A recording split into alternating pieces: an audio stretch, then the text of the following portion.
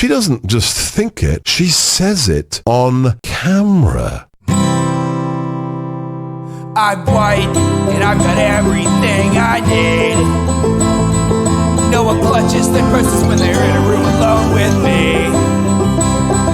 And I can drive for any neighborhood I please at any hour, and the police don't do a thing. So if I see a penny on the ground, I leave it alone and fucking flip it. I'm a straight white male in America. I got everything I need. I'm a guy getting paid more than a girl with a degree. And I can walk down the streets after dark, no one wants to rape me. And I can get a girl pregnant and just as easily flee. Just like my straight white male dad did to me. So if I see a penny on the ground, I leave it alone and fucking flip it. I'm a straight white male in America. I've got all the luck I need. I've got a pile of broken mirrors and I'm walking under ladders and I'm spilling tons of salt, but to me that doesn't matter, cause my skin and my gender and my orientation are the best things to have if you live in this nation. I recommend it highly.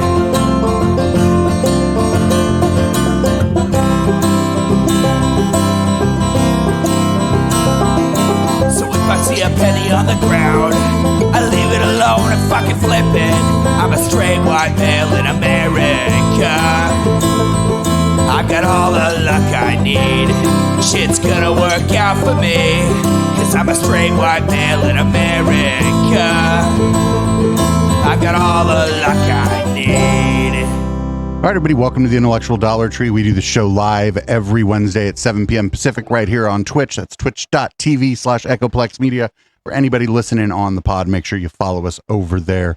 Show can also be found later on Odyssey, YouTube, Rumble, and BitChute. I know that's a weird collection of places, but I do like to piss off the chuds on BitChute. You can support this project at patreon.com/Echoplex or just go to echoplexmedia.com/support and you can buy items, any kind of stuff.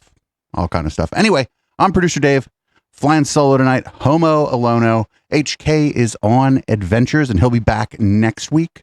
And we have something kind of cool lined up for next week. And by that, I mean HK is picking the topic next week. So there's a certain wooden room that we haven't visited in long form in quite some time. In fact, we said we were going to stop visiting that wooden room in long form. The thing is, Bret Weinstein has seemed rather rudderless on Twitter lately, and his behavior has been odd, like more so than usual.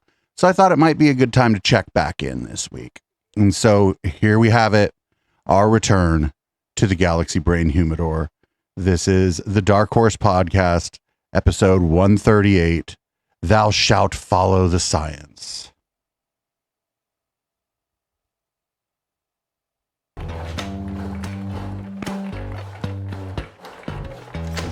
Our intro music is way cooler. Okay.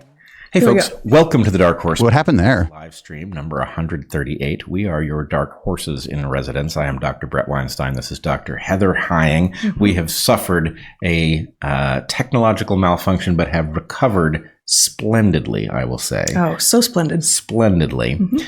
Mm-hmm. That means their sun is grounded. Warn people that although I feel great, I have a lingering cough from whatever it is that got me, which tested 3 times negative for COVID, so I don't think it was COVID. But anyway, a lingering cough. Please bear with us if I end up coughing in the middle of a concept, and dial up your level of inference. You may be able to finish my thought for me in your head. I know that sounds crazy, but it can happen. And with that, let us orient the audience to where we are headed. We are going to talk today about authoritarians and fiats and science and scientific misconduct and organizations that say that they exist to provide accurate data and not to propose policy, and yet manage to sneak in the ideology du jour into what they write and produce. And it causes a thinking person, I think, to wonder what actually is possible. Like, how how ideology free, how opinion free, how feelings free, if you will, can factual representation of currently understood to be true things be in 2022 when social media? Like, she's just asking, how do we think facts are facts or things? Is working hard to make it. Is this studio really made of wood? What's true and what's not? Are we still live, Zach? Good. Okay. Zach's grounded. Okay. All right. So you. Go ahead. Damn, look at that chemistry, everybody. Look at that chemistry. Wait, no, they're not having a technical malfunction. They're fucking malfunctioning. Look at this. This isn't a technical malfunction. Okay. Go ahead. Okay. I don't know what's going on. I just have to check in. Zach, we got a lot of glitchy stuff here on our screen. Don't worry about stuff on your screen. That means nothing at all. Okay. Mom, if you knew how to use your fucking computer, maybe this would work better.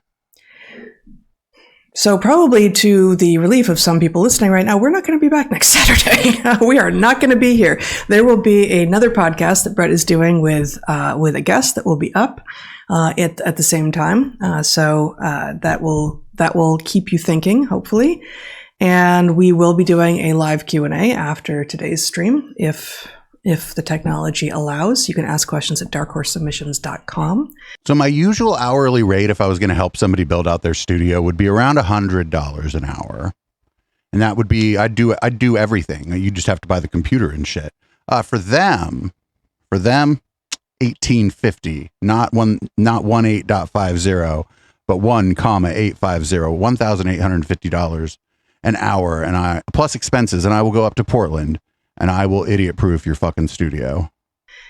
We are live on both Odyssey and YouTube, as far as I know. The chat is live on Odyssey at the moment. We have some cool stuff for sale at darkhorsestore.org. They turned off the YouTube chat because everybody was trolling them. Like, just everybody. They were getting fucking wrecked in the YouTube chat. Find various products like Epic Tabbies and Direwolves and Jabs at Pfizer. Yes, and YouTube and other things. I always encourage you to find our book, Hunter-Gatherer's Guide to the 21st Century, and to find Natural Selections, which is my Substack, where I have weekly-ish postings on various topics that are widely dispersed in topic, but like what we talk about here on Dark Horse. Basically, if it evolved, it's fair game, and that includes just about everything. And we even talk about some things that don't evolve. We occasionally talk about rocks, but not very often. Quasars. Yeah, I don't think we've ever talked about quasars. I have. On Dark Horse? Sotto voce, you know. Oh, Brett's an astrophysicist, too. Yeah, I don't think you have. I think you're just trying to come up with things that don't evolve, which, of course, yes, that's true of quasars, but I don't think we've ever talked about them here. All right, folks. If you remember where it is that I mentioned quasars, Sotto voce or not, sotto voce or otherwise, please feel free to introduce that information into our sphere in the comments or wherever. Yes. Okay, so we are supported by our audience. We appreciate you subscribing to the channel. Okay, listen, Zach, what you need to do, I'll give Zach some free advice. What you need to do is get them better mic stands, put the mic a little closer to their faces, and turn the fucking gain down. And then on the compressor, you need to decrease the ratio, decrease the input, and then turn up the makeup gain a little bit. Liking, sharing both our full episodes on YouTube and Odyssey, and of course the clips at Dark Horse Podcast Clips. And we encourage anyone who can afford to support us, not just by sharing our work, but also by contributing to our Patreons, where within a few minutes of us finishing here today, I will set up the question asking period on my Patreon for our private monthly Q&A, which is a lot of fun. It's smaller than these chats with our live streams, and so we actually get to interact with the chat. Brett just had a conversation on his Patreon this morning, which I assume, as always, went really well. I believe it did. We are dialing in a model for the admixture between acting and planning. Acting and planning. Mm-hmm. All right. And at both of our Patreons, you can get access to our Discord community, where there's a lively community of people who do not. You have to pay to join their Discord for having opinions that are different from theirs, and they do things like book clubs and virtual karaoke, and are actually planning a real life meetup. They've done a couple, but a real life meetup in the Pacific Northwest at the end of the summer. I have an error correction. Several sentences ago, I said between acting and planning. That's not what I meant. It falsely represents the coalition of the reasonable group. Okay. Acting and preparing. That is to say, for future action. Okay. All right. I feel better now. Do you? A little. So at the Discord community, I'm just going to stop. Okay. You have any more corrections? We'll see. Okay. We do encourage you to join that community and to join us on our Patreons. This is going to be a tough day, clearly. I am going to start with our sponsors for the week, for which we are very, very, very grateful. I am going to skip this part about their sponsors. You should not support any of these products. These are bad companies that support bad people, and you should not support any of these companies. If they claim they don't know what Brett and Heather are doing, then they just haven't done their due diligence, and they probably do know what Brett and Heather are doing. I'm curious what the product is, but not curious enough to expose an audience to it. Get 50.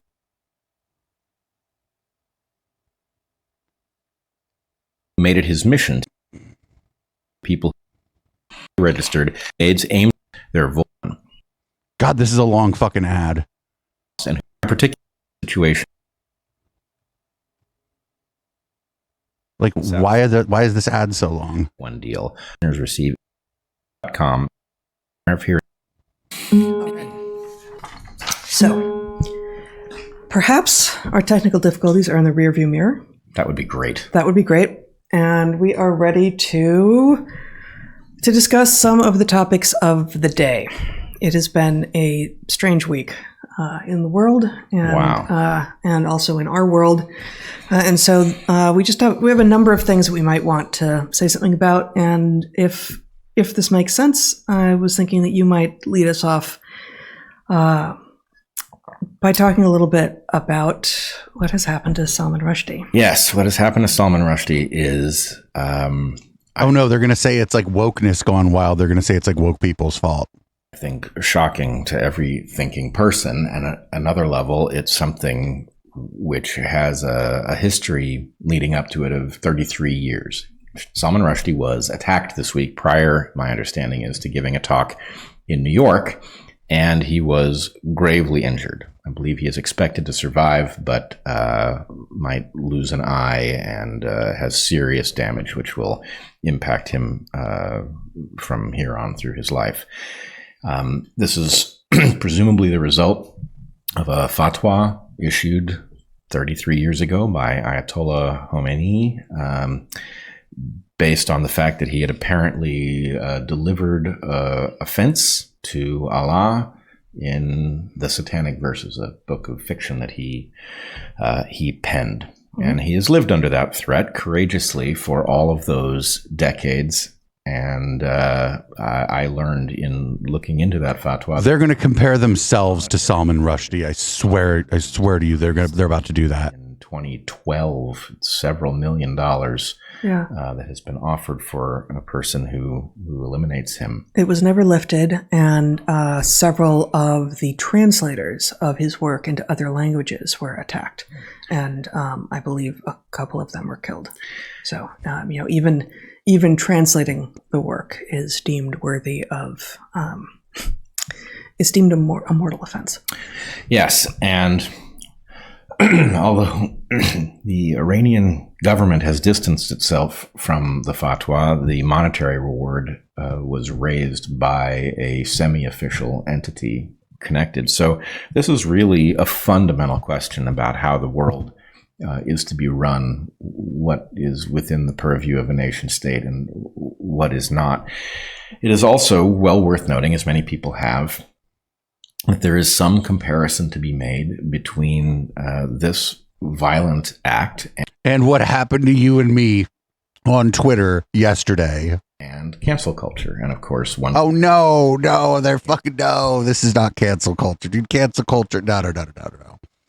Even like the people talking, like other people talking about cancel culture are not saying that this is like the same thing as like being asked to shut the fuck up.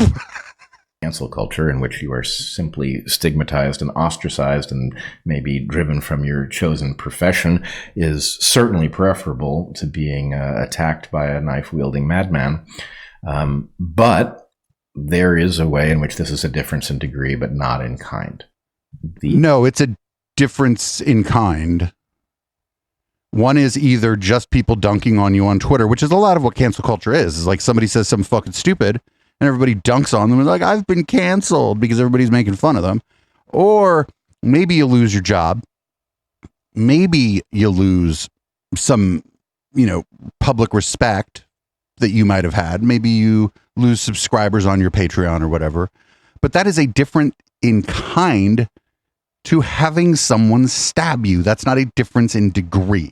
A difference in degree would be, did they stab you once or 7 times? Or maybe did they stab you or beat you with their fists? Those would be differences in degrees. That's differences in degrees of violence. This is a difference in kind. Are both instances in which people are preferring a system in which what may be said and what may not be said is dictated by some authority, and that again, like nobody, this drives me nuts. Nobody's saying you can't say what you said. People are just saying, oh, you're going to talk like that? I don't really want anything to do with you anymore. That could be some cases people's family is like, they've been estranged from their family. A lot of QAnon people, either they were the ones who caused the estrangement, the family couldn't take it anymore, and they said, don't come to Thanksgiving. These are like interpersonal relationship and professional relationship decisions.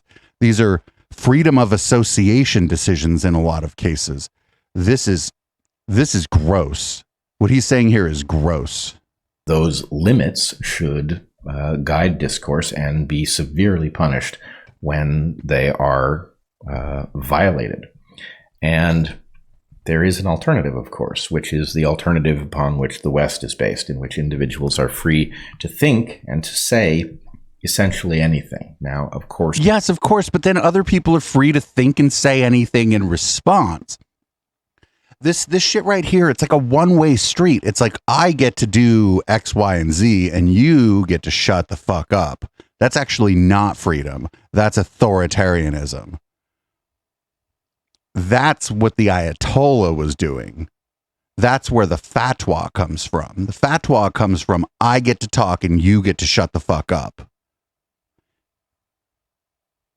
course, there are limits worth talking about, but in the realm of ideas, in the realm of narratives, should you be free to express anything and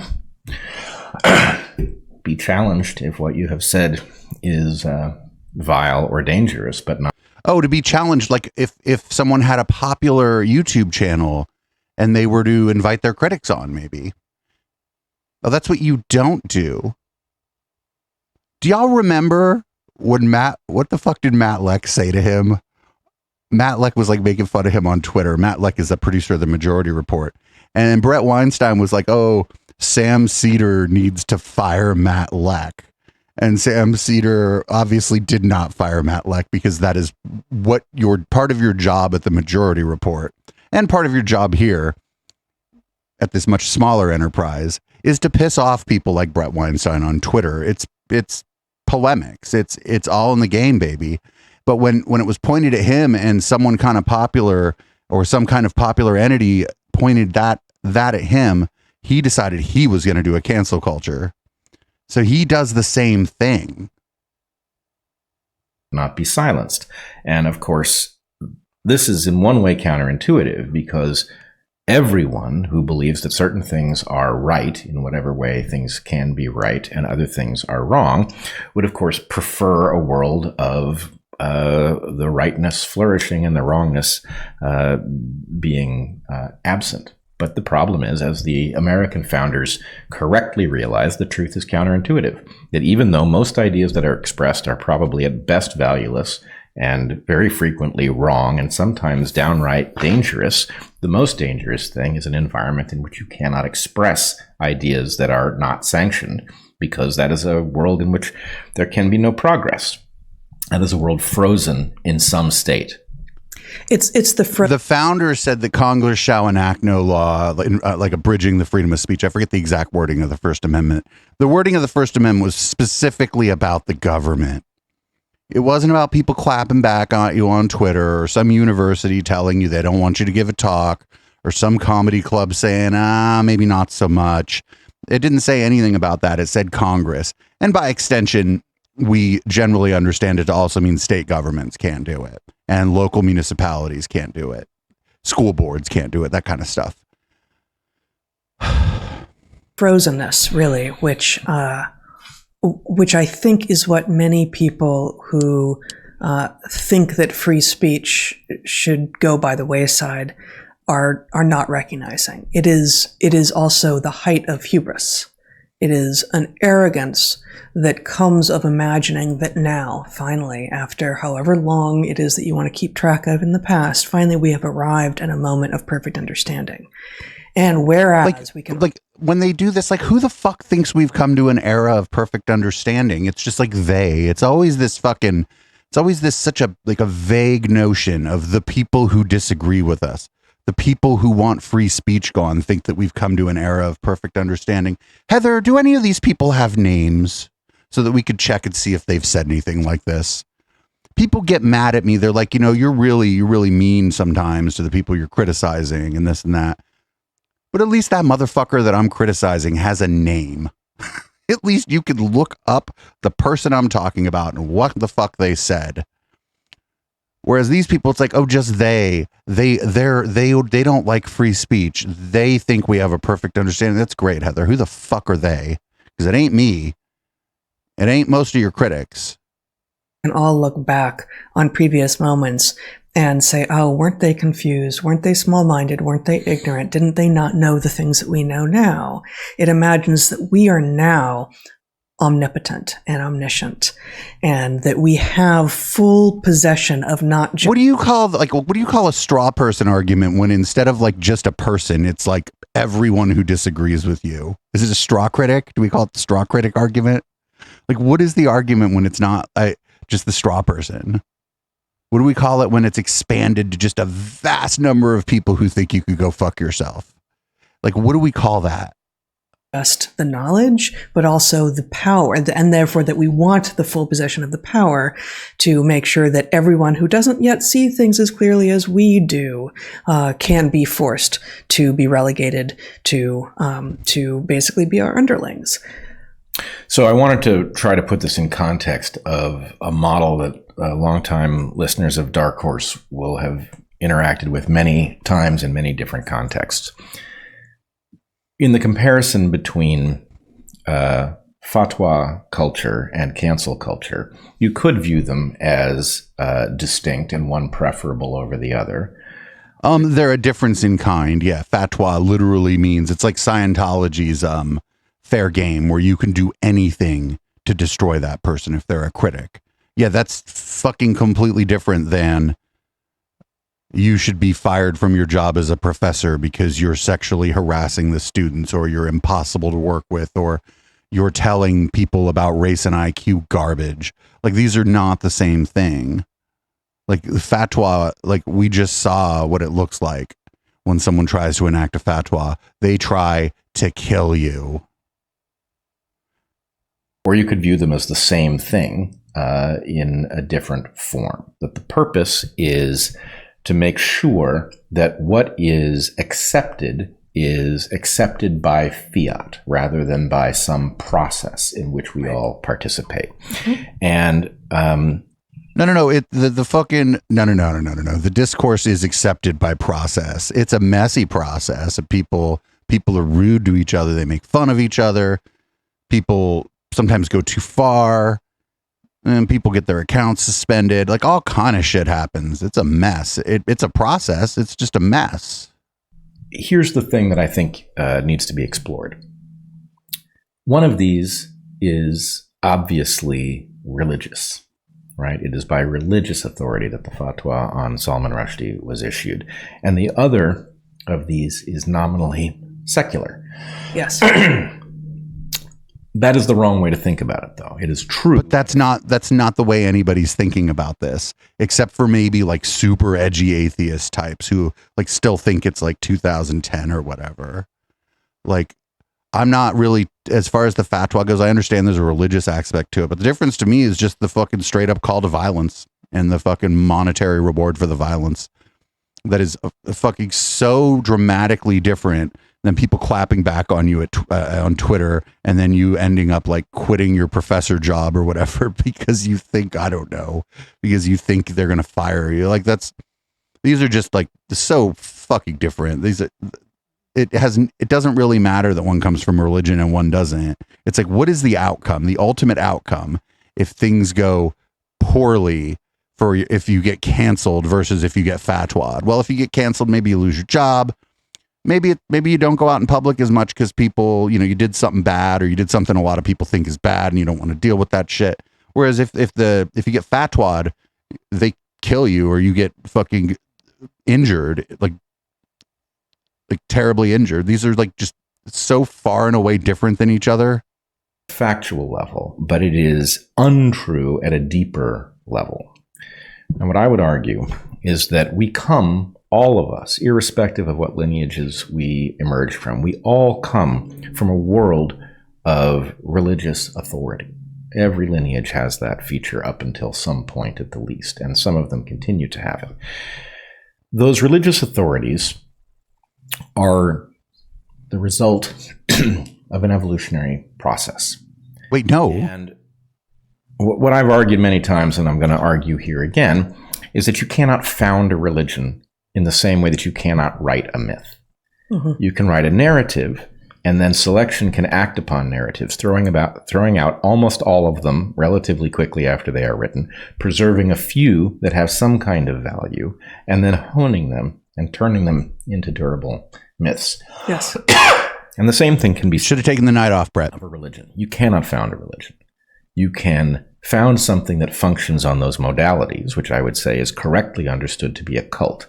And then a very tiny fraction of those cults turns out to have some sort of durability, lasting power, and capacity to, in some way or other, enhance the lives of believers and adherents. So the way a cult actually becomes a religion, if you ask me, is first you got to kill a few million people, then you got to force your beliefs on a few million others. Boom. That's how your cult becomes a religion. Yeah. And, cult always has a negative valence to it, a negative connotation. But if we try to put that aside for the moment, what you're arguing is that a story with staying power can become myth. A cult with staying power can become religion. But or a cult, a cult that's generally a small religious sect that is willing to, that has the means to and is willing to use force against other people who maybe have different beliefs or no beliefs at all. That's kind of how you become a religion historically. Origin, neither a story nor a cult has the capacity to at once at its inception call itself either myth or religion. Right. I apologize. Is Brett going to die? What I'm getting at, I agree with the point about the negative valence. I think we need to stop having a negative valence for cults and stories. And we need to stop. Oh no. Are they going to pivot to Scientology? We need to stop thinking of cults as negative. The reason we think of cults as negative is generally not because of their belief systems. It's because of their behavior. It's oftentimes a leader, a strong man. It's almost always a man. And they exert control, undue influence and control on their members. That's what a cult is. The other stuff isn't really as important as what happens when you try to leave. These people either don't know anything about cults or are maybe going to pivot to Scientology. Think about them in terms of the chances that one is a durable one are very, very low. So our skepticism of both things, right? A story can be entertaining, but what are the chances that a story is valuable? Well, if we know nothing about the content of the story, it's very low. And the same thing for a cult. What is the chance that that set of beliefs and traditions is more beneficial than it is harmful to adherents? Chances are very, very low. But all the religions of the world that have succeeded in protecting a population and facilitating its flourishing have started there, and all the myths have started as just stories as well. So, yeah, but I think we need different words though, because cult does also mean something, different and specific. Heather, people who talk about cults have different words.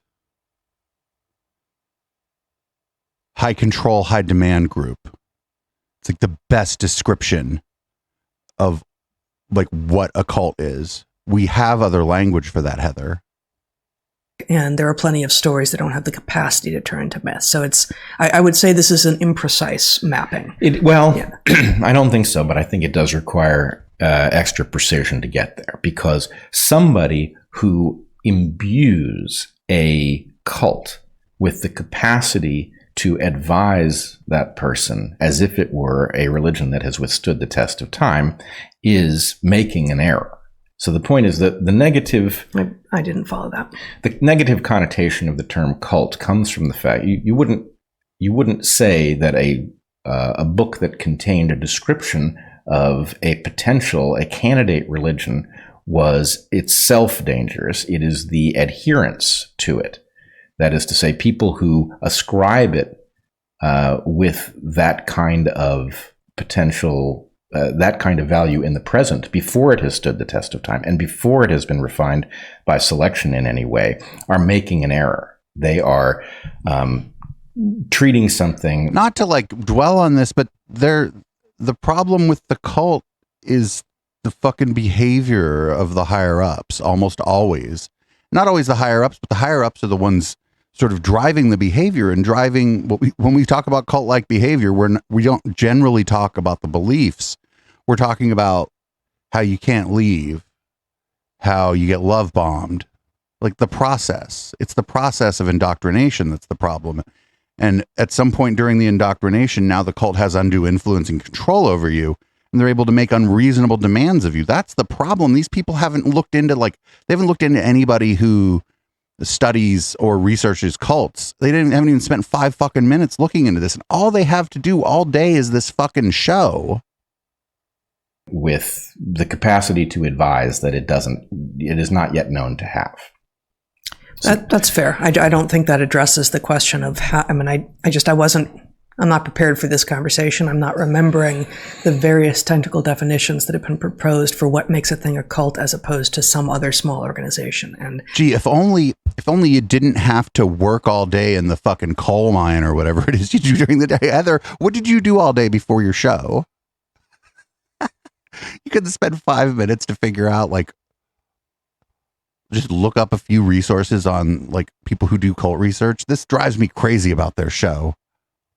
I think that there are characteristics of cults that are not inherently found in religion. Well, so the part that's important for the argument that I'm making is that the value of these things has never been in their factual accuracy, right? And this has tripped up secularists who look at the factual inaccuracy of many of these belief systems and imagine it to invalidate the whole project, rather than saying, actually, factual accuracy was never the point. Control generally was. Is prescriptive. How should you behave, right? And because these traditions, the ones that have withstood the test of time, I'm not arguing that any individual one is good or bad, right? There may be some that are pure bad. Probably all of them have components of both. But bring up Scientology. The point is, when, as I've argued many times, a literally false, metaphorically true idea is one that if you behave as if it was true, you do better than you would if you behaved according to the fact that it is false. And so in this framework, you have the ability to hand down ideas that may be factually in conflict with the evidence, have people behave as if it is not in conflict with the evidence, and for some reason do better. Now, what I'm arguing is that cancel culture is doing exactly this. Cancel culture, wokeness, is strangely indifferent to the fact that what it claims is factually true is so deeply in conflict with what is well understood already. And observable by simple means. Simple means, Yeah. right. But again, their wokeness, it's just so non-specific. Can they just say my name on their fucking show or something? Can they just be like, Gay Dave is wrong about everything? And so this, I think, again, this is tripping. We who are highly skeptical of the woke revolution are in some ways tripped up the way scientific secularists are tripped up by. No, you're tripped up mostly by your bigotries and your refusal to like grapple with them. The Earth is 6,000 years old, Mm-hmm. right? Secularists are often, obviously it's not 6,000 years old, therefore it is invalid. Oh, so the tripped up, by tripped up, you mean we find the obvious falsehood and we say, that's all you need. That's all you need to know. Yeah, we're done here. Clearly, this makes no sense. These people aren't serious. The other difference here is the Earth is 6,000 years old is a truth claim. And to a great extent, wokeness versus anti-wokeness is generally like dispositional and ideological and a lot of times matters of opinion. Sure, people are bigots and they think that, certain groups of people are better and like, or, they're going to move on to trans stuff at some point because they, what else are they going to do? And sure, like we think they're wrong, but these are still matters of opinion. It's just that your opinion sucks. And it like, when you extrapolate it out onto society and then you have a lot of people with this opinion, it hurts people in marginalized groups. But these are different kinds of questions than is the Earth 6,000 years old? It's just a different kind of question. We're not paying attention to reality. Therefore, can we just stop already? Right. And that's neither, it has been often discussed that is actually not the right way to dissuade people who believe a thing with rationality and logic in the face of a firmly held belief. But I think you're coming at it from a slightly different perspective. You're saying this is ineffective in understanding what it is because we're stopping too soon in our analysis of it. Right. We are like people who want to drag a geologist to a creationist and say, show them the strata. Right. Show them the strata. Show them just how long lived the thing is. And then they'll understand that thing they believe in is wrong. And the point is factual accuracy about the nature of the dirt was never the point, right? Where the universe came from was never the point. Where people came from was never the point. The point was. Well, the thing is, okay, the age of the dirt is something we can determine. We have methods by which to do that. Where the universe came from, fuck no, we don't have methods to determine that. We don't have methods to determine how life started on Earth. Maybe one day we will. That'd be interesting. I can't wait. Probably not in my lifetime, right? Because these things happened so fucking long ago. How should you behave? Right.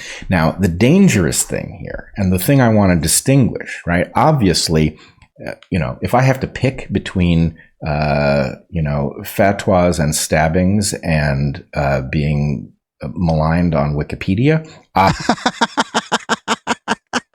He's like, those are actually the same. Obviously, I prefer the latter, right? However, have they been maligned on Wikipedia? The ancient version, is at least about something. Now, again, I'm not defending anything about it. It is absolutely vile that somebody stabbed Salman Rushdie. You're trying to explain it the same way you have tried to explain the Nazis.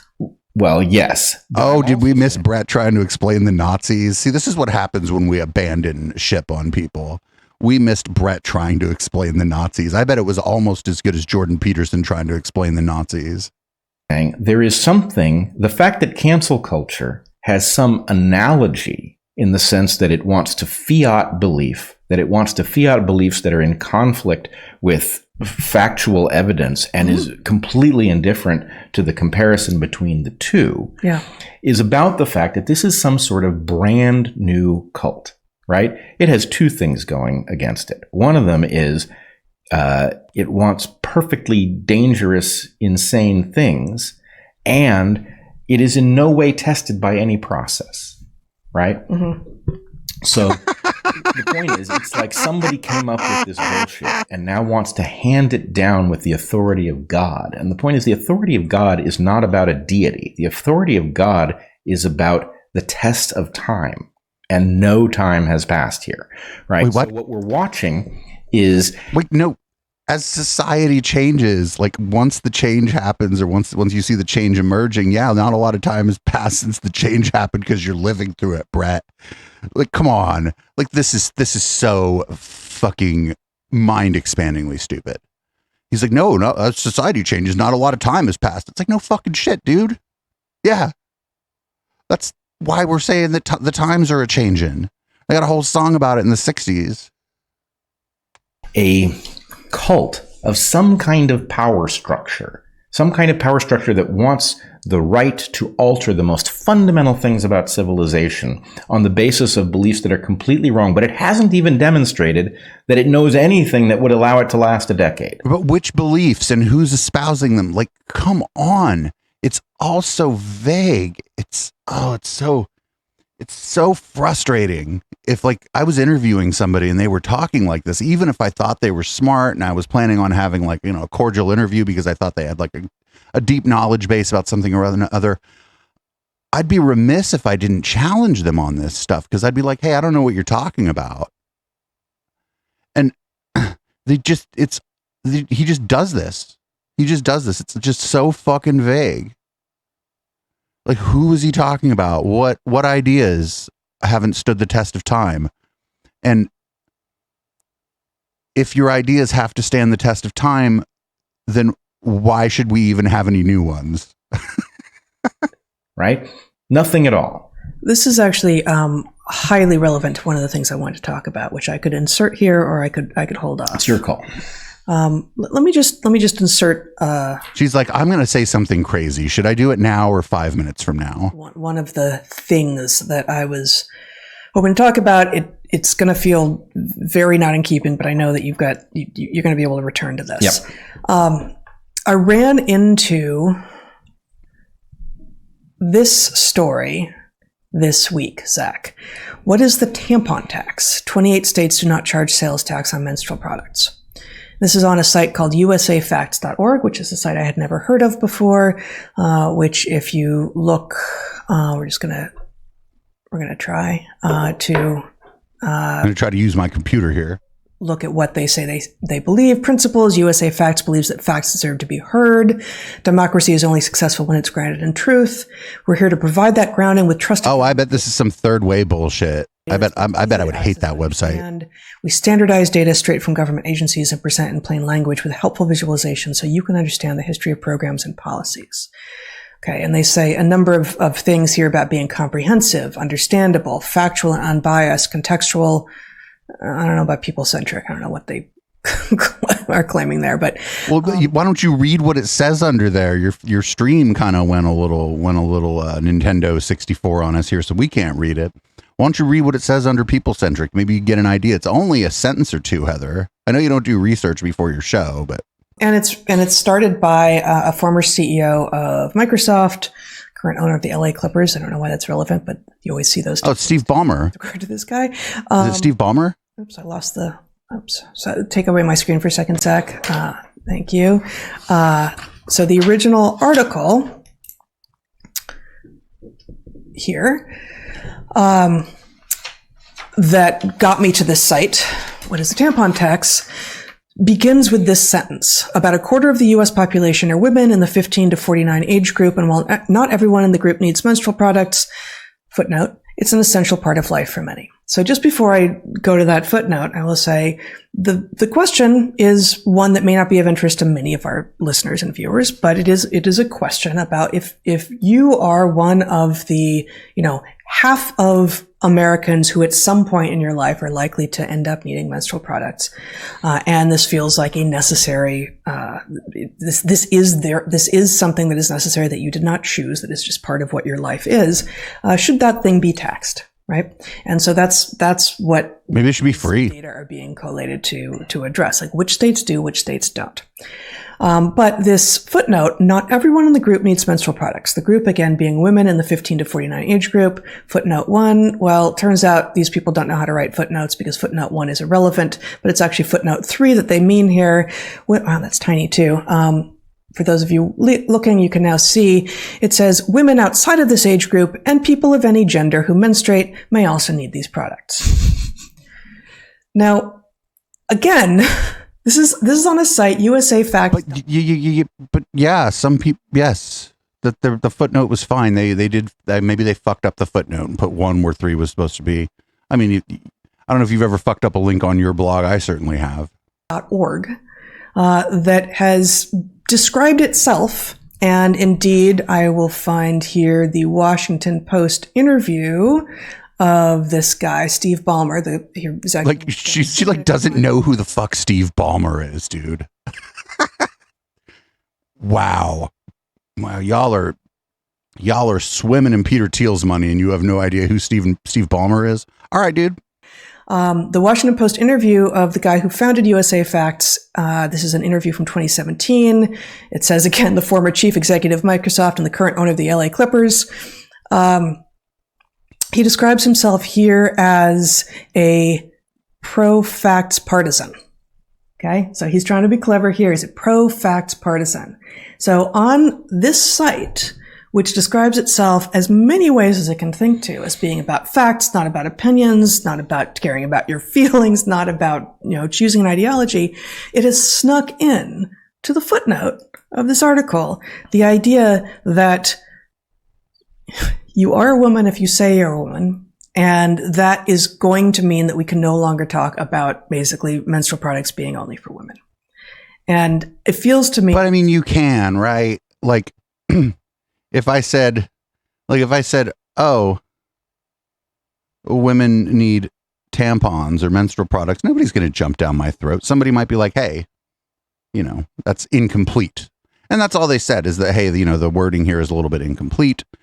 There are trans men and people who are non-binary. They didn't say that, but that's what it meant. And also the age group, right? Because there's some people who start menstruating earlier than what did they say, 14, and some people who continue to menstruate. I think the top of the age group was 59. There's some people who continue to menstruate after that. So they were just like saying, hey, this isn't the entirety of people who menstruate. This is very much precisely, if I may, Zach, precisely about the same kind of thing that you are talking about here with regard to sneaking in ideas that are just bald-faced against what everyone can see. Right? Wait, what? It's how you feel. Like the footnote was worded in such almost like a, the footnote wasn't all trans rights, motherfucker. The footnote just said, hey, some people outside of this group that we're defining here also need these products. Dress, how you want to present. So some people won't agree with this, but it's all good. But then claiming that how you feel and how you want to dress makes you the thing that you're not. And therefore causes a site that claims to be about facts and is being, was started and led by a so-called pro-facts partisan to tie themselves in knots writing footnotes. But the person writing the article isn't like a gender studies expert. And so they're basically deferring to gender studies experts, or I don't know what other kinds of experts they might be deferring to. That's what the footnote is just deferring to other expertise. No sense at all, is a sign that we are not in a reality-based universe at this point. It is exactly that we are not in a reality-based universe. And what I was going to argue as part of this model is that, we talk about these things as virtue signaling. Yep. No, that was just a hedge, Brett. That's a hedge. If only Brett had a deeper understanding of what it means to hedge when you make statements about statistics. If only Brett was just a little bit better, maybe at understanding the hedge. I'm going to argue that there is certainly an element of that, signaling your virtue to people. What these really are, though, more fundamentally, is shibboleths. Right? They are shibboleths, yes. They are shibboleths. And so imagine for a second that a cult... A shibboleth being... a word. Oh, well, thanks. Hold on. Watch. Cult. A shibboleth being a word Thanks, Heather. that the pronunciation of which can identify whether or not you are of this or another tribe. Right. So the basic point is the word shibboleth itself is arbitrarily, the correct pronunciation is arbitrary. And somebody who has just learned your language. Like, what are you talking about? What the fuck? May be able to read it and pronounce it in some way, but among the various ways, shibboleth, shibboleth, whatever you might Sepulveda. say. Sepulveda. Our favorite one for whether or not you're actually from Los Angeles or not. Sepulveda. But it reveals that you're not one of us. Mm-hmm. And the point really is, those of us, us who are playing the role of the secularists here, looking at the woke, going, wait a second, what you just said is so wrong. I can explain to you exactly why it's wrong. And we're completely missing the boat. And the point is really the wronger the better. Because what you want, if you're going to inflict this stuff on doctors, for example, right? You want 17 things that doctors now have to say that they all know aren't true, so that somebody who's not really with you and is just hoping this will blow over reveals themselves, right? Mm-hmm. You only want the people who are, will do anything to stay in and therefore will sign up for whatever nonsense you've decided is medically sophisticated. I think I lost track. Who's the you here? Which side is the you on? If you are the revolution, like the woke revolution. Well, woke is one version of this, but if you are the revolution that is going to use fiat to hand down, here is how you are to behave. Salman Rushdie, he is not an acceptable human being anymore. Yeah. You are to accept that he is no longer acceptable. Wait, why? Certain consequences. You are to accept that these treatments are safe and effective. Right? J.K. Rowling is no longer an acceptable human being. Right. If you are going to accept the handed down from on high conclusion about who's in and who's out and what's true and what's false and how we are to behave, right? But don't they do a version of this where they want to hand down from on high what's true and what's not? They're just mad that credentialed people and regular people aren't buying what they're selling and that people aren't falling in line with what they're doing. The point is that this is either one or several cults haven't passed the test of time that are now behaving with the authority to make us subscribe. And anybody who doesn't subscribe is cast out, is punished, all sorts of things happen to them. So some sort of secular equivalent of a fatwa. And people, some sort of secular equivalent of a fatwa.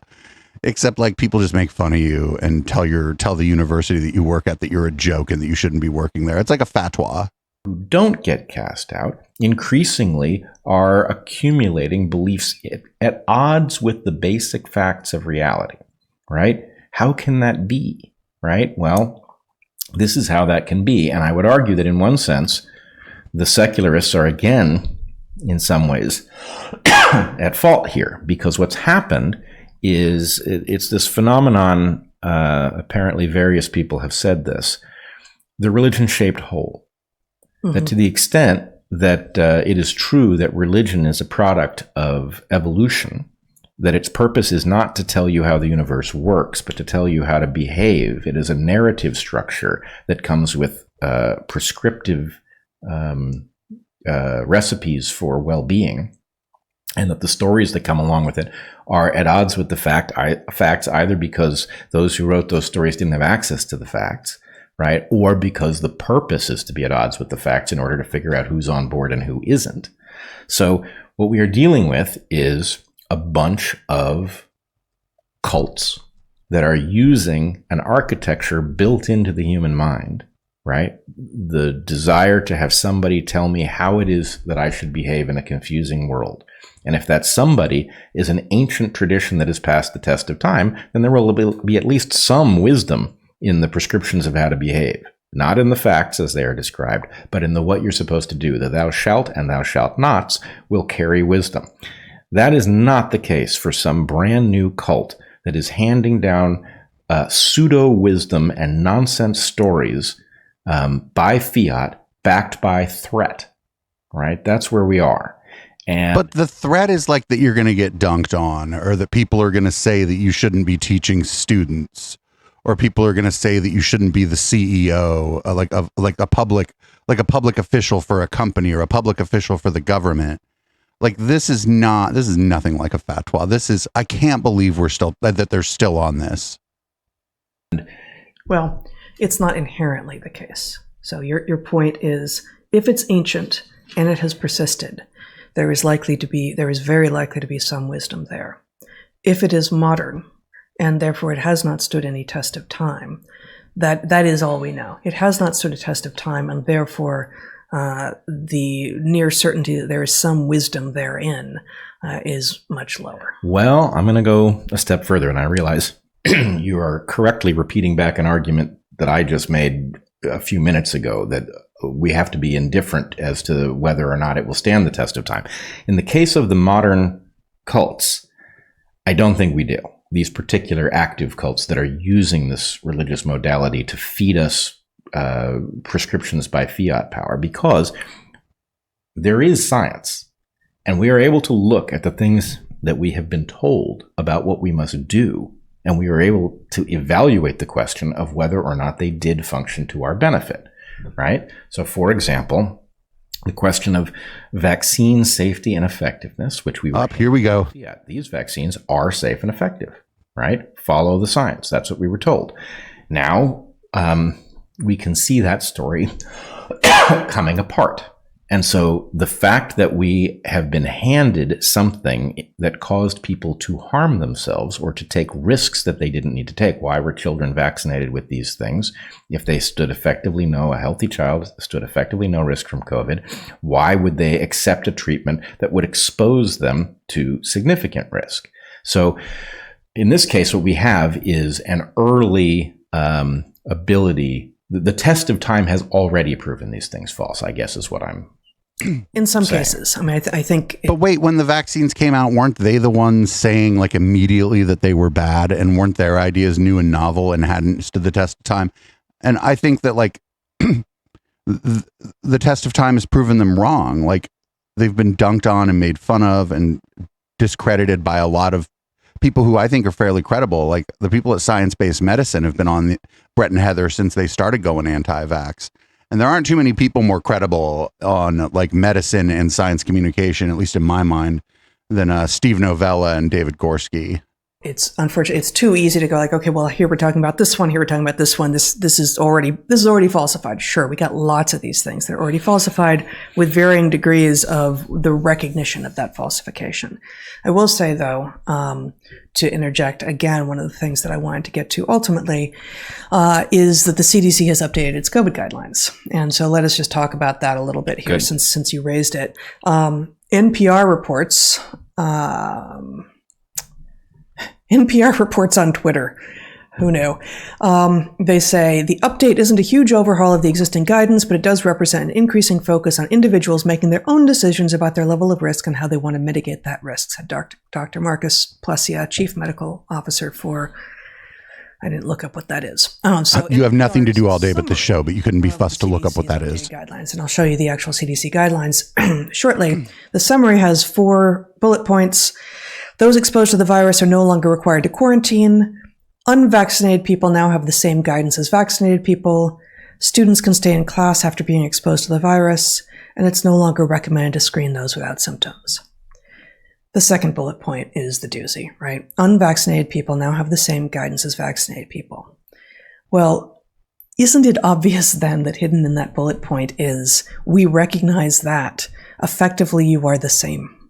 That these things for which so many people's lives have been destroyed, and I'm not even talking about the vaccine injured, I'm talking about those who have resisted and therefore have lost opportunities, have lost jobs, have lost family, have lost friends, have lost all of these things, are now, it's going to just quietly slip in, oh, by the way, it's fine.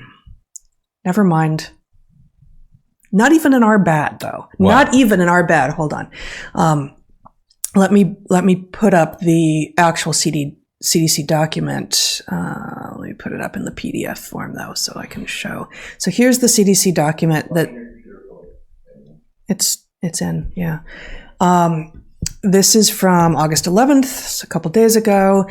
CDC, summary of guidance for minimizing the impact of COVID-19 on individual persons, communities, and healthcare systems, United States, August 2022. They, of course, put out a lot of these things. This is the most recent one. And if we scroll down to see vaccines and therapeutics to reduce medically significant illness, let me just make this a little bit bigger for those reading along at home, except that doesn't really work. That doesn't really work. So you're just going to have to squint. COVID-19 vaccination. They start by saying COVID-19 vaccines are highly protective against severe illness and death and provide a lesser degree of protection against asymptomatic and mild infection. Then, receipt of a primary series alone, in the absence of being up to date with vaccination through receipt of all recommended booster doses, provides minimal protection against infection and transmission. Being up to date with vaccination provides a transient period of increased protection against infection and transmission after the most recent dose, although protection can wane over time. That is a huge admission. And it's not that suddenly there's a lot of new data out, or there's a lot of new analysis of existing data. No, there is a lot of new analysis of existing data, and there is new data out. Time has passed. Data is being collected. She's just wrong.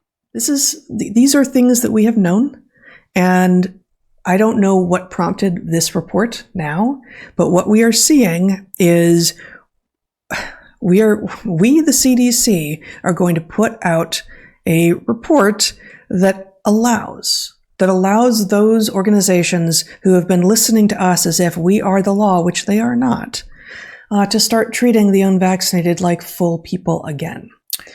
While acknowledging what the fuck is she talking about? What do they say? Provide minimal protection and provide a transient period of increased protection. Yeah.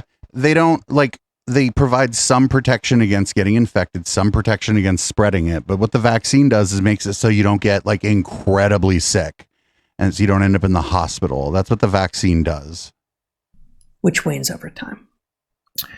So I agree with the interpretation that you put on it. This is a tacit admission. Yes. Right? What it functions as, though, the whole point, and again, longtime viewers and listeners of Dark Horse will remember discussions in which we talk about the fact that sometimes the correct narrative emerges in the end. But what must not happen from the point of view of these power players is that they must not vindicate those who were right about it at the time. So they do not go back and clean up the record. This is what he's mad about is that the CDC isn't saying, oh, Brett and Heather were right. What they are doing, maybe Catholics will bristle at this, but again, this is not an attack on Catholics. What they are doing, though, is effectively doing this by encyclical. Right?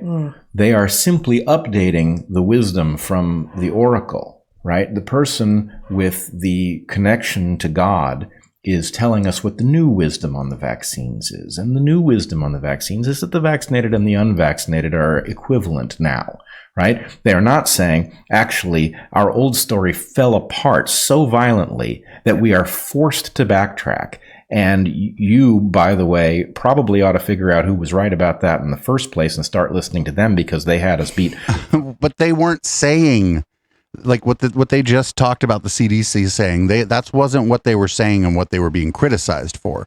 What the CDC said there is something that I've been saying, and that I've been saying it because I've been fucking getting it from good sources like science-based medicine, is that it is not the vaccine will not prevent you from getting COVID. That people should still wear masks. Especially at the store where there's going to be people who are, vulnerable, but that the vaccine, you should get it because there is some reduced risk of you catching COVID, some reduced risk of you spreading COVID if you do catch it. And then if you get COVID, you're way less likely to get hella sick. That's not what Brett and Heather were saying. They had people on saying that the vaccine was causing miscarriages in which babies' heads were exploding. From the get-go, they will never say that. No, they will not. So what they are doing is simply updating the guidance, and you're only supposed to care about the immediate belief structure of the thing that hands down the instructions by fiat. That's why the encyclical works here.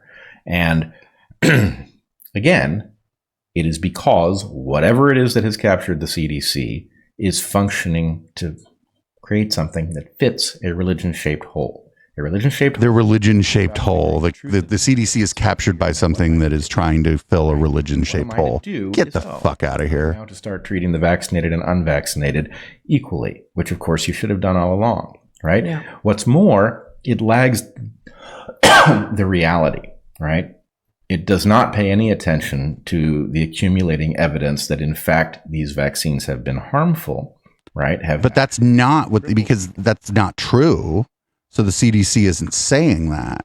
The CDC has some flaws, but they're not going to go out there and publish a bunch of anti-vaccine fucking propaganda that they got from you interpreting theirs.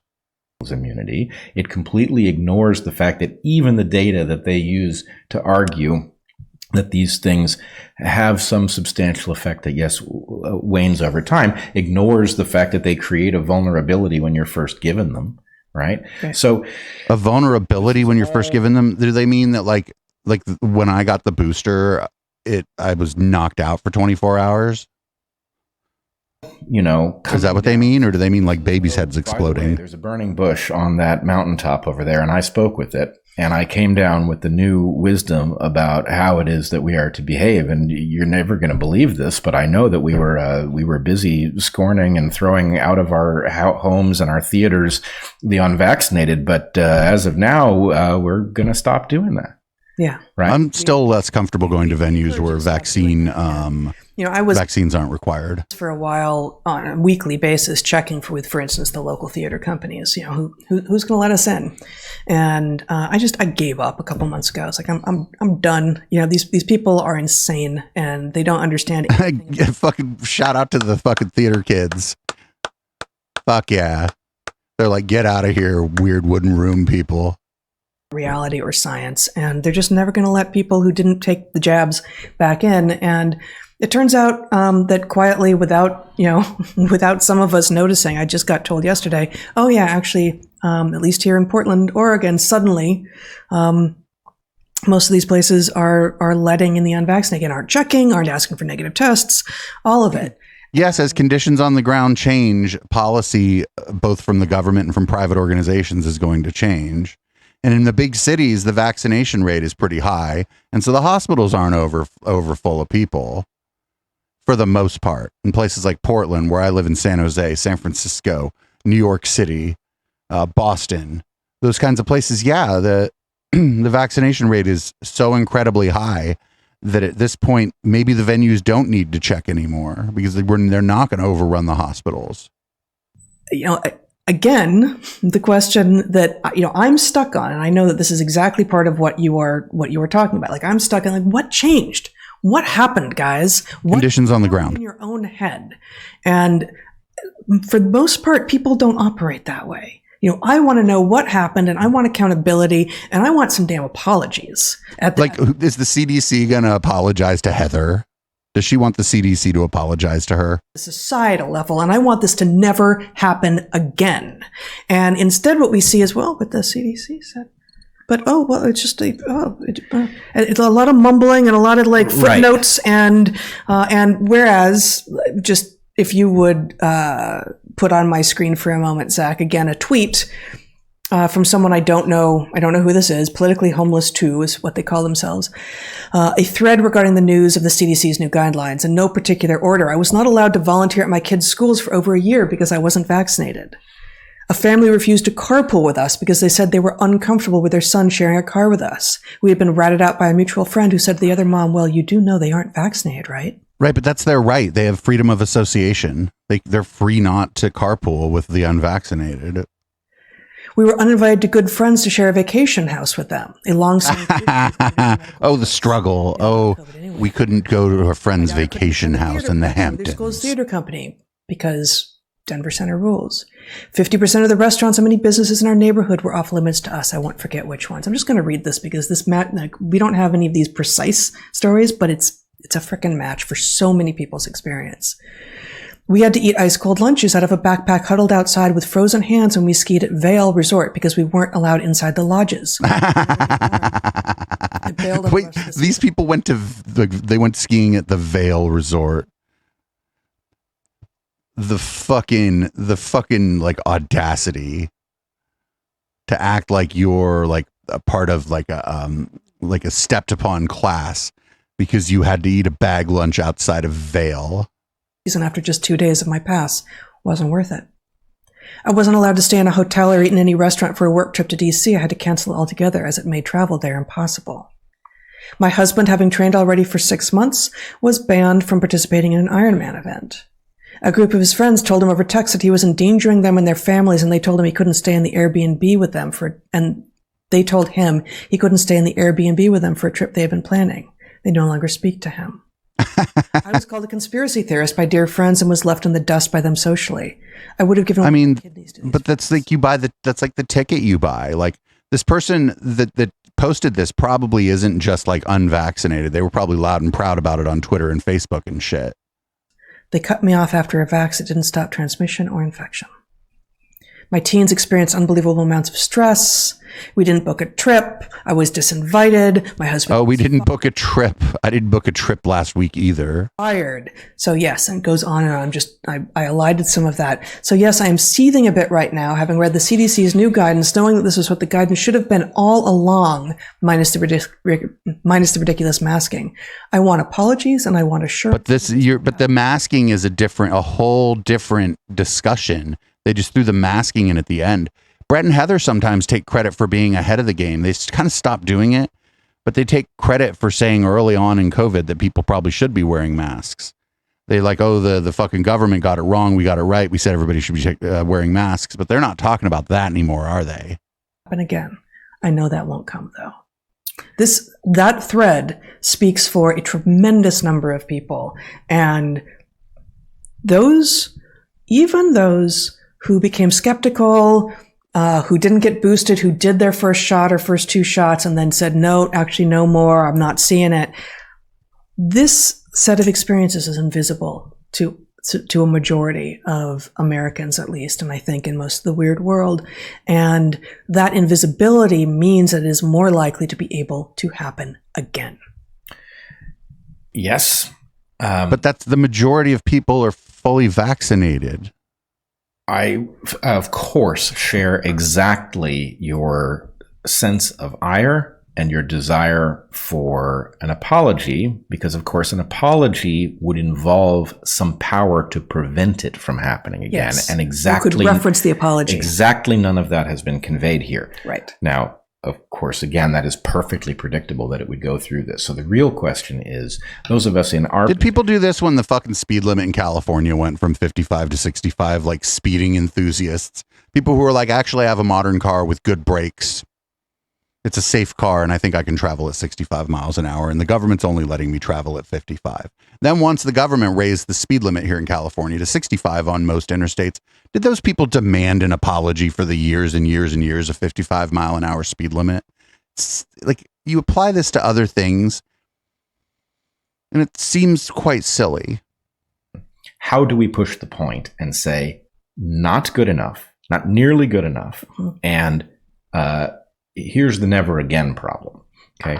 We had a system in which reality was arrived at through processes, journalistic processes, dialectic processes, scientific processes. That's how Western civilization works.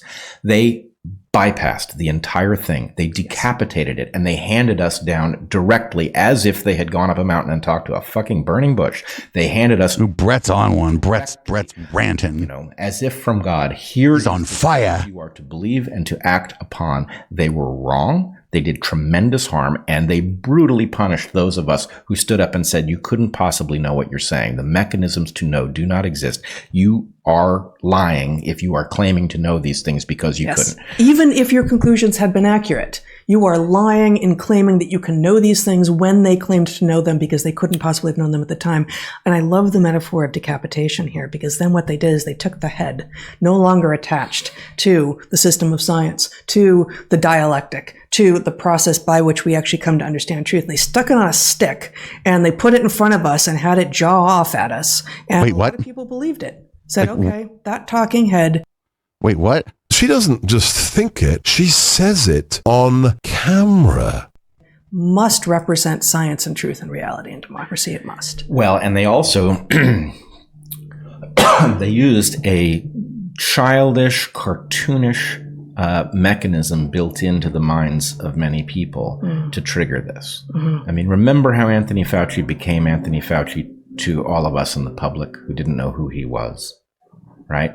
He was the guy who had his head in his hands next to Trump, listening to, Trump be unscientific at the podium. Yeah. Now it happens, Trump got some stuff right and he got some stuff wrong. But the fact is, Anthony Fauci was visually, in the minds of people, the mental alternative to Trump, which is why he was imbued with effectively a divine sense of truth about him. But like, who did this? Which has... Well, no, and it was also, as it turns out, as you just said, Trump got some stuff right and he got some stuff wrong. Which things did he get right and which things did he get wrong, Heather? COVID was emerging in that spring of 2020, and Trump was being his usual blustering, off the cuff, pain in the ass, bombast. It was really easy to think, oh my God, if only we had someone who knew what they were doing. And you could see some of the stuff that he was just getting wrong. And some of the stuff's like, no, don't, could you not, right? And so to have someone who appeared to have, the imprimatur of science and of history and of sobriety and of, just he was there on his own recognizance and he knew what he was doing. On his own recognizance. He was there because it was his job, Heather. That sort of faceplant. He was an employment. He was employee of the administrative branch, Heather. And because it was easy for many people to think, if not for Trump, we'd have this thing kicked. We'd know what to do and this would be over already. Obviously, it was going to be Fauci was the answer. Right. Yeah. And that visual impression of... Maybe Brett should drink some water. The sober, scientific, dweeby, but highly competent alternative to the bombast who reads stuff on the internet and can't keep it to himself, right? That thing was architected. And it, just architected? so happens that the sober alternative happened to be a guy, one of a tiny number of people central to the process of bypassing the gain of function research ban and offshoring the work to the very lab that likely released this thing, right? It's almost beyond, it's so preposterous, it's almost beyond plausible. No, you would have taken a few of those characteristics out of the screenplay because it would have been beyond. It's too much. It's too cartoonish. It's too much. But, I mean, actually, can we play the video of Anthony Fauci? We're watching a video of Anthony Fauci earlier this week at the Fred Hutchinson Cancer Center in Seattle, speaking kind of off the cuff. It's interesting.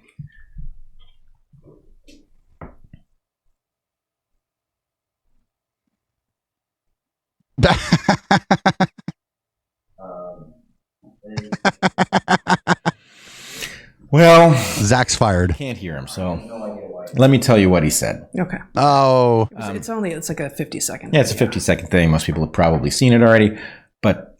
Please tell them what they said without actually adopting his voice or his mannerisms. I'm not Oh, yeah, Brett, the well-known impersonator of public people. Brett does a killer Fauci impression. Sure that I can recover from that. Oh, okay. We're going to try it again.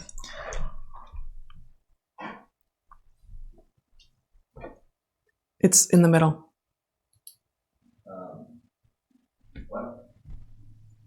It's still not working. Okay. All right. Skip it. Sorry about that.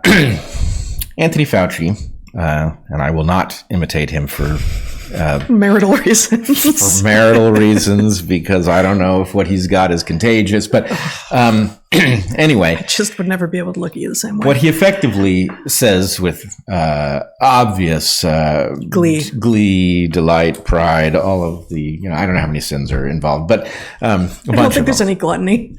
I'm sure there is. But anyway. Trim. Oh, the dude, he's diminutive, but he cuts a fine figure. But anyway. What does the man say?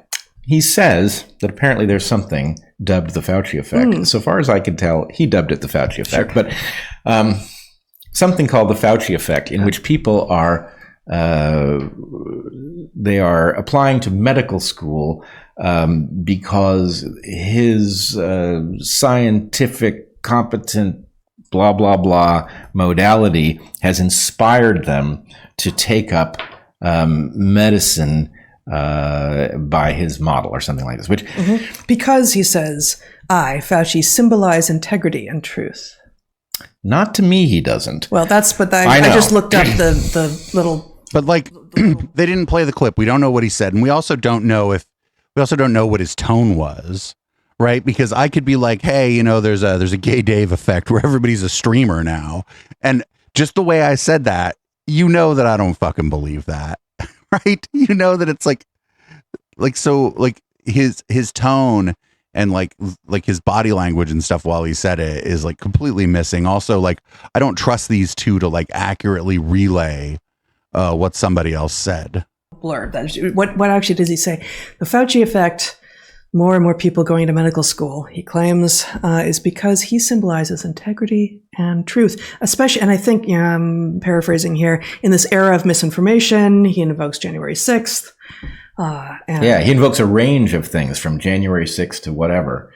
But it was only a 50-second clip. My God, it's 52 seconds. It's quite a thing. I mean, seconds, and he really crams a lot in there. It's the equal of that one. They're like mad that somebody got to the point Where he said that he was science. Yeah. And, you know, it's so much the man, you know, the wizard behind the curtain. But anyway, point being, this is the structure that decapitated the messy thing that we used to have that figured out what was true, medically speaking, and what wasn't true and what to do about it. Yeah. They just supplanted the whole thing. Yeah. They got between your doctor and your pharmacist, something that is unprecedented, right? And they just started handing down these encyclicals that changed the behavior of our entire medical establishment. And anyway, I wanted to point out a couple things about this, right? So they're functioning in a religious modality. I would argue, tapped into the religion-shaped hole issue that is especially open for those people who are secular, right? Which is going to be a higher number of people on the left, which is part of why this is going to be more effective. High number of people, highly represented in science. Well, that last cough is a good place, I think, to end the podcast. So we've checked in on the Galaxy Brain Humidor. It's been fucking months since we ran long form content. Not a whole lot has changed. They took a few subtle digs at the idea that there are trans and non-binary people kind of at the beginning. And Heather kind of demanded an apology from the CDC for not listening to her. It's just fucking straight up hubris from these two. And, you know, nothing's changed. And I think we probably don't have to check back in on them for quite some time. We will pull short clips if they say like outrageous things or whatever, and the bad stats pulls it. And there's just a few of them or whatever for the Sunday show, but we're not going to do any more long form Brett and Heather content. We may check out a little bit of the Q&A during the post game, but maybe not. I'll have to think about it. Podcast listeners, I'm going to have to let you go. Thanks for checking out the podcast though. And you can always grab the full show at patreon.com/echoplex all summer long. Patrons at any level, even just $1, get the full audio capture. And we may continue that going forward. And there are also ways you can probably just grab the VOD from Twitch the next day if I don't DJ. It's highly likely I won't DJ tonight because there's like microphones and stuff set up from last night where I might otherwise DJ.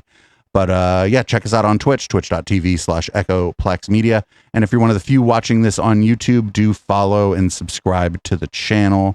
And if you're watching this after the fact on Odyssey, I don't know. I hope you one day get to the bottom of ethics in game journalism. I'm producer Dave. HK is on an adventure this week, but he'll be back next week. And this is Boomers by Periscope.